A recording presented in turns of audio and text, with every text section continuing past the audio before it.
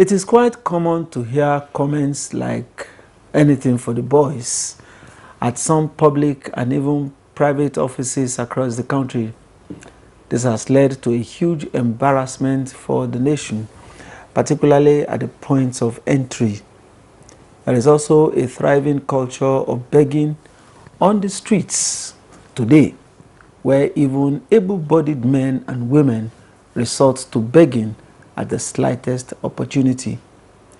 Though the act of begging is as old as society itself, the rising cases of corporate begging and subtle solicitation of gratification is worrying. It is now commonplace to find gainfully employed Nigerians and persons in uniform begging in the open. What is behind this begging culture? Is it profit, low self-esteem, poverty, or even all of these?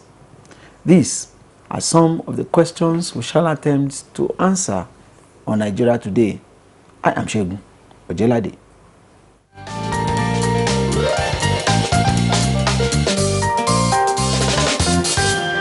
Yeah, we beg because we don't innovate, we don't produce. Because of the economic hardship. People beg because of there is no money. Because of the economic situation. Because I want to believe that nobody ordinarily will want to beg, but people may be forced to beg because of the circumstance they find themselves. Lack of job to unemployment contributes mostly to, you see gentlemen walking on the street trying to look for what, because there's no job, no funding. But I'm sure with the present administration, which everybody in Nigeria is seeing, things are start picking up. Farmers are doing well, the begging on the street has reduced, the almajiri in the north thing has been checked, and I'm sure we'll get better.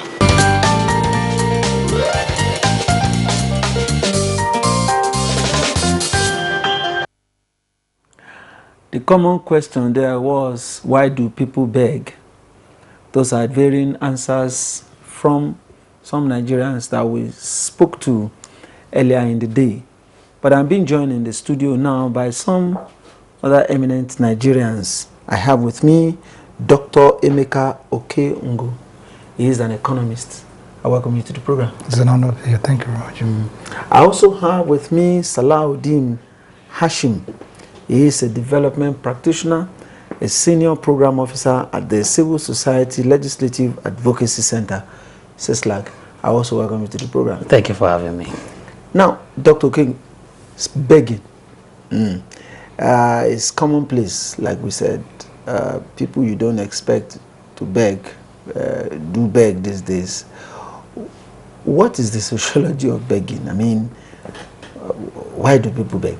Well, I think it's if your intro says it's as old as man, so I think let's try to pigeonhole it to our local environment here, which is Nigeria. Why do people beg, and then what's begging, and how do people beg in Nigeria? You see, it's not.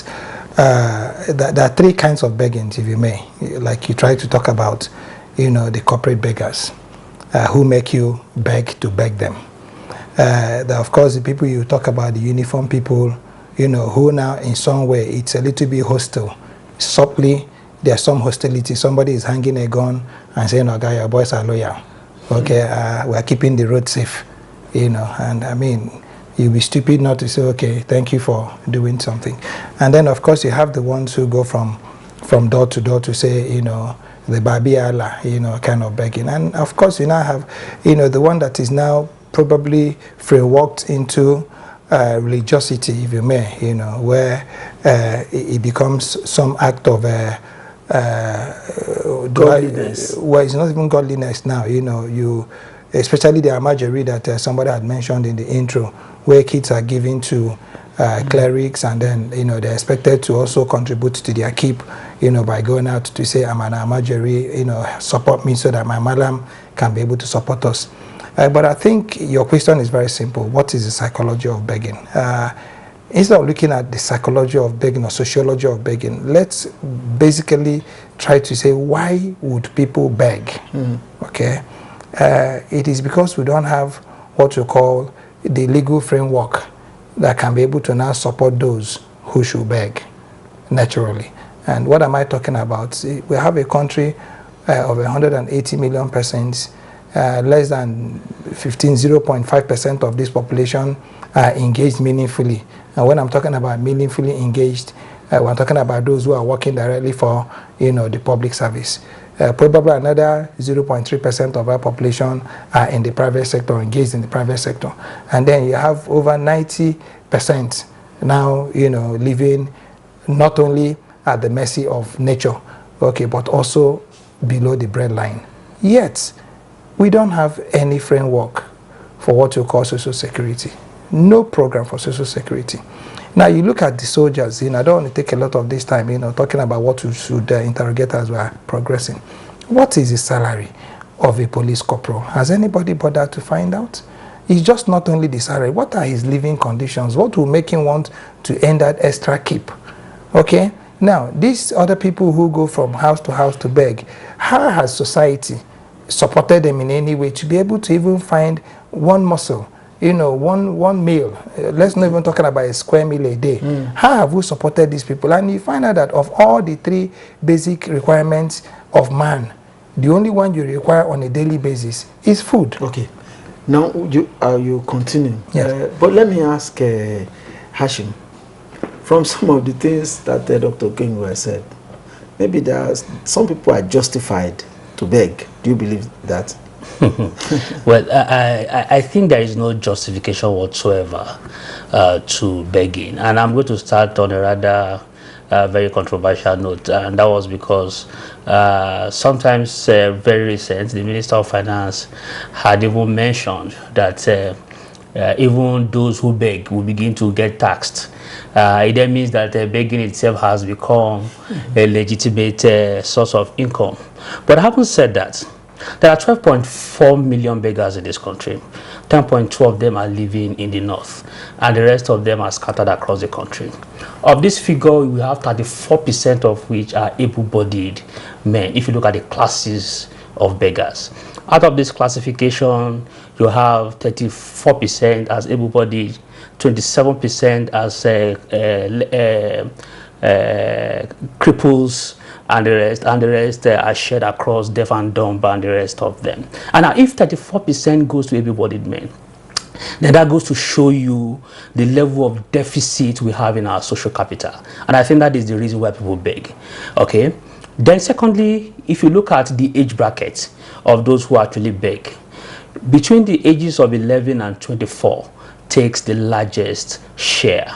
Then it progresses into those who are within corporate society and corporate environment. And that tells you that those who beg are still within active lifestyle, who are not aged, who still have that ability to be able to put some level of activities into the society they have found themselves. So if you put all of these analyses and analogies together, it clearly tells you that we have weak social capital and infrastructure.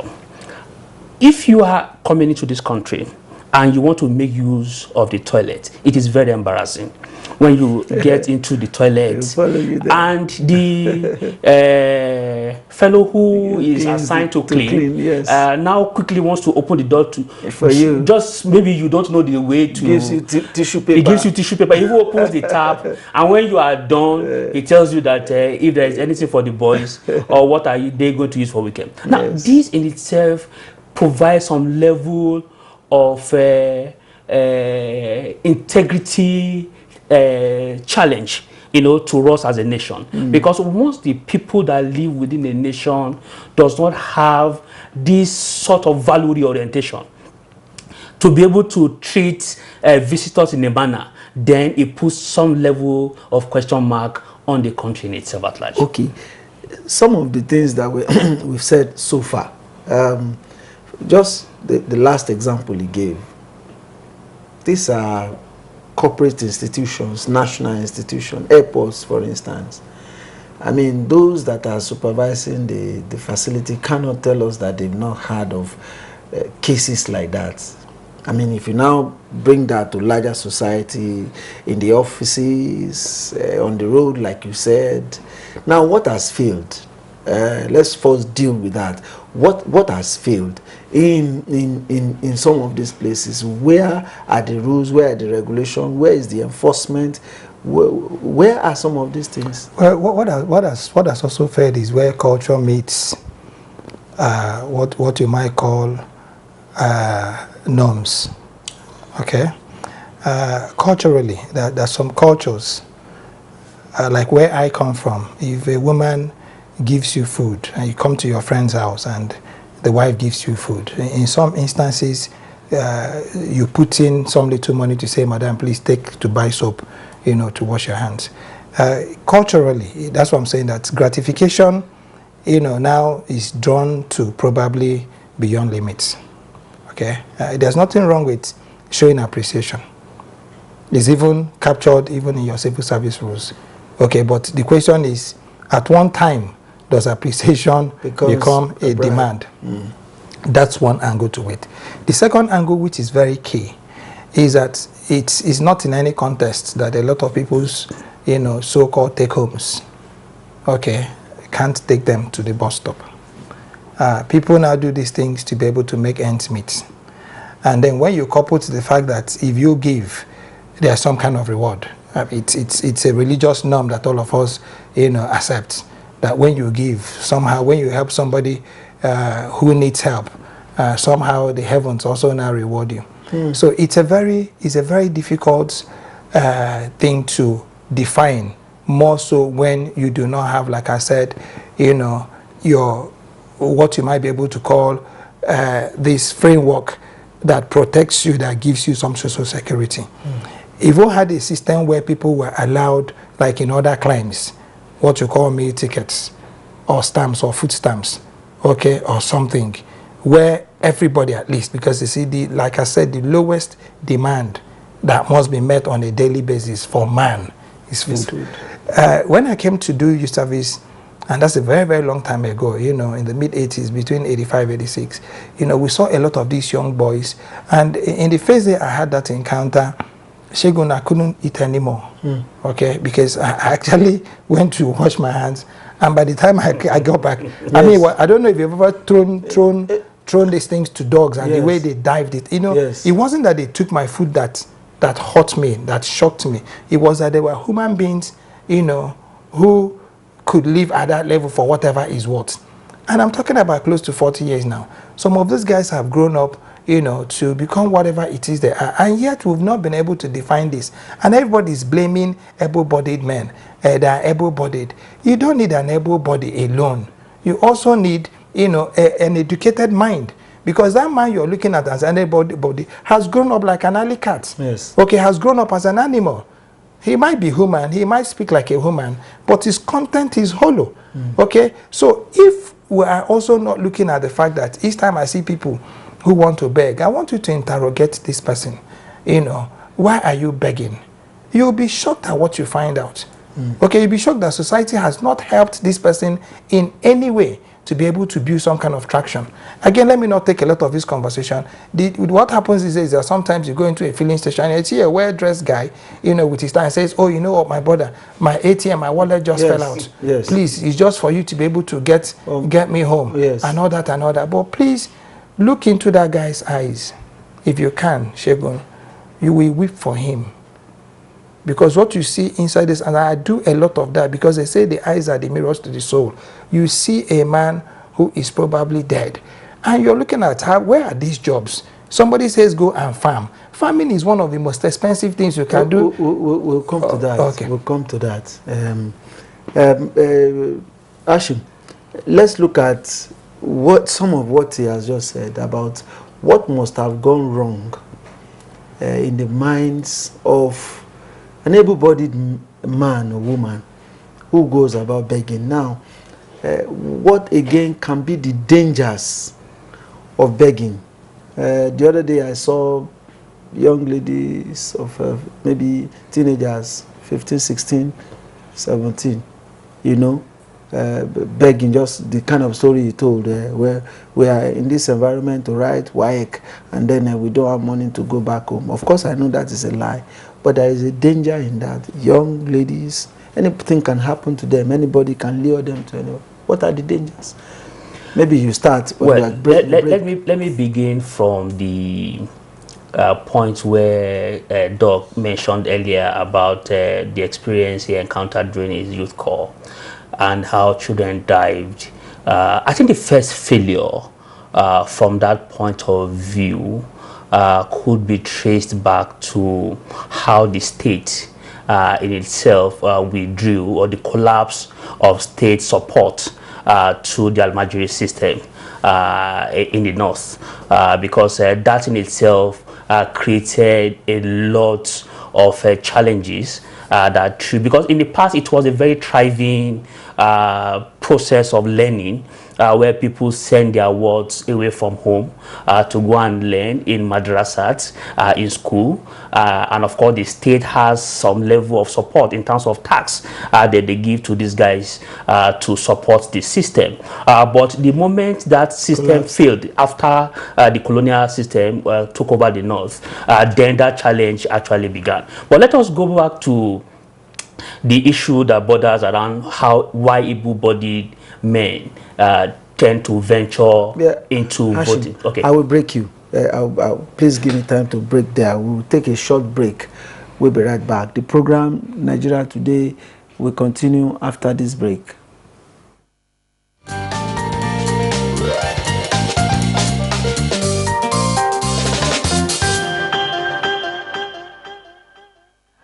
Well, welcome back. The program Nigeria Today continues. We are looking at the culture of begging.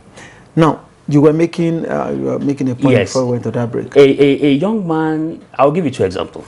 A young man accosted me recently and wanted me to buy him food. I sat somewhere where I wanted to eat, which I did because, of course, for me, food basically, if you give to somebody, could save a life. And he did to me several other times. Okay, and it then means that he has turned it to a culture of business. He has now commercialized it. And the second experience is where I was trying to get fruits. Then a young lady accosted me and she told me that, as a matter of fact, that she was being, she just lost the money she was meant to pay for an exam, and they were not going to allow her to write exams. And I felt very touched by her story, and I gave her money. I asked how much was it, and I gave it to her. And I sat in the car, and after a while, I saw from my rear mirror, she walked into a shop where she bought foodstuffs with that particular money. And she didn't realize that I was still there. And I noticed and I wondered, how could such a family had allowed a lady like this to get loosed and get into this kind of business? Now, the challenge is that, yes, there are genuine reasons why people sometimes should beg if you find yourself in a stranded situation. But I tell you that 70% of those able-bodied people you find doing these things, they have commercialized it. And the danger here is that it has increased the level at which people become very lazy. And very lackadaisical in the society. People find an avenue to latch on other people's empathy and make something out of them. And which was why I told you about the issue that borders around social capital.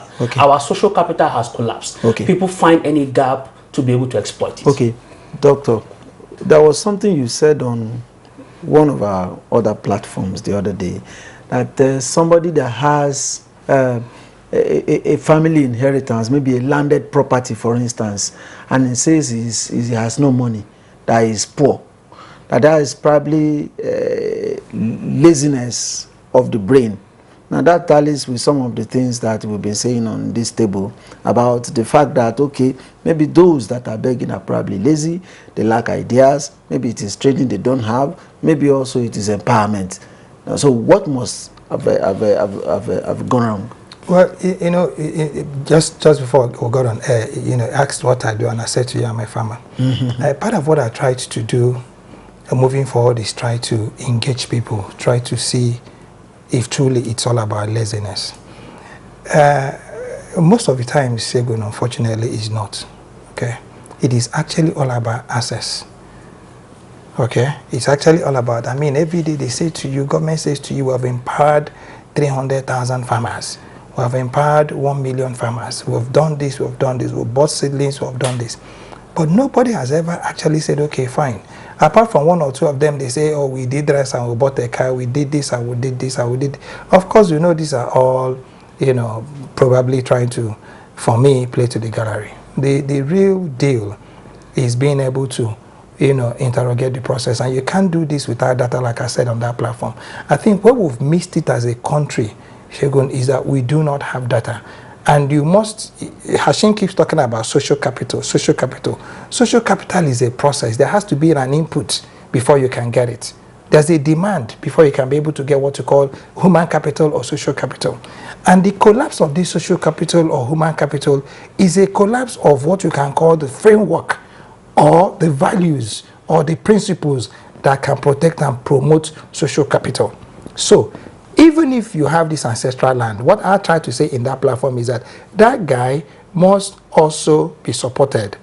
I'm trying to do a program now where I have, you know, my resource center, and I'm saying let's grow blueberries. You don't eat blueberries, but if you can be able to produce organic blueberries from your land, a hectare of land that would have given you probably yam worth 10,000 naira will give you blueberries that is worth probably 2,000 or 3,000 pounds. Are you feeling what I'm saying? So it's all about also now getting information, making certain that we drive our people to a point where we begin to tie land to value, okay? And then tie land to volume, and tie that volume and value, okay, to process. So that everybody, and for that to happen, Shegun, you have a young girl who is a copper, and I can see, you know, in your interactions with her, that part of what you're also doing is to engage her. To say you're a television person, these are the things you need to do. Who is engaging this man? How are we able to say, okay, for you who begs or who is begging or who is doing that, you know why they don't want to do it? Because what you're going to hear would overwhelm you. Trust me, my brother. You will go and hear stories like this and you want to run. Our education system is faulty. Okay, we have not been able to recreate it in such a way that we are no longer creating what you call schooled people. We now begin to create what you call skilled people. Right? That's very key. It is not enough for you, for everybody to get a YX certificate. You don't need a YX certificate that won't get you a job. But if they train you in welding, trust me, you can earn as much as a professor if that process is done. Okay, okay. Now, because of our time, I want you to pursue the line of social security very briefly. Yeah. How will that bring some of those that we have on the streets? How will it bring, I mean, is this a quick win? Yeah, actually it is a quick win. And I think it is also not the responsibility of government alone. Corporate social responsibilities on the side of the private sector also behoves that they should also get themselves involved. It is mind-boggling and very annoying at the rate at which private sector invests so much and so huge, assembling idle young men into a house that they call Big Brother, and give people mind-blowing money, and you cannot invest this kind of sort of money into developing the capacity of people on the street. So I think it is important that private sector should also begin. I think government should also tighten its regulation around the kind of corporate social responsibility that people should do. Some audit should also happen around that side. Okay, thank you very much. Your final word on this program. Maybe there is somebody out there that is reluctantly going out every day to go and beg. Maybe if he hears some of the things that you will say now, he or she can be discouraged and fired. I'm going to say this: if you have to beg to feed your children, please go and beg, and don't be ashamed of it. But in also doing that, please also know that you are not doing the proper thing. Find some skill to begin to do. Begging removes the spirituality and the essence of God in you. It doesn't. It is bad to beg, and when you want to beg, please beg to improve your life. Don't beg as a business. That's my last word. I must thank you, Dr. Okongu, for that all that you've said, and that final advice, which will go a long way. We pray. I thank you for your comments. My pleasure, and an honor to be here. And then Hashim, I also want to say thank you for all that you've said on the program. Pleasure is mine. I wish both of you well in all that you do. Yeah. Thank you very much. This is where we call it a date on the program Nigeria Today. On behalf of every one of us in the studio, we'll be back tomorrow. I am Shegun Ojelade. Bye-bye.